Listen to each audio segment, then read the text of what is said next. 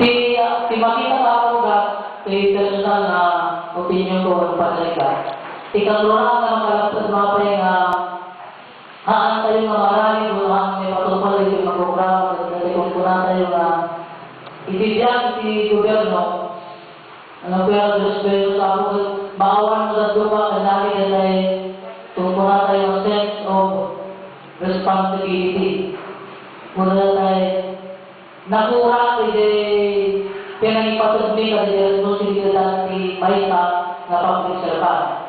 Kasi palikan ko nga Nagagawa dari observaran na jadi kadang di gubernur atas badan dari bapak kalang di 50-50. Bapak kalang mau pangkalas itu ada di terus belok ada di kesdal ngapang panunod pun ugali di pada terjadi gubernur.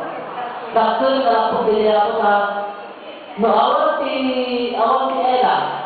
ti Ella mo mga susunod tayo plano di programa di gubernur tayo.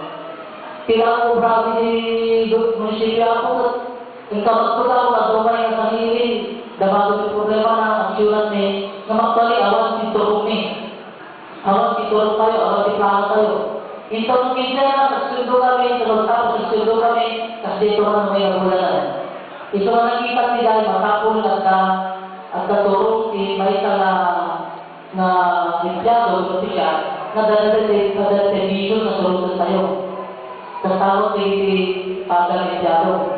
Masapun ada may sana pangger, may sana plan tayo di para tingin nila sinali. Nga pagtitipunan tayo namin ng opisyal di gobyerno, di mediado, na ada din na puspundo nga sinseridad na marami. Dati ko lang ako din ay nagagawa ko umira dari personal latang nagkakapulan instead dari nagkakapulan di ubili.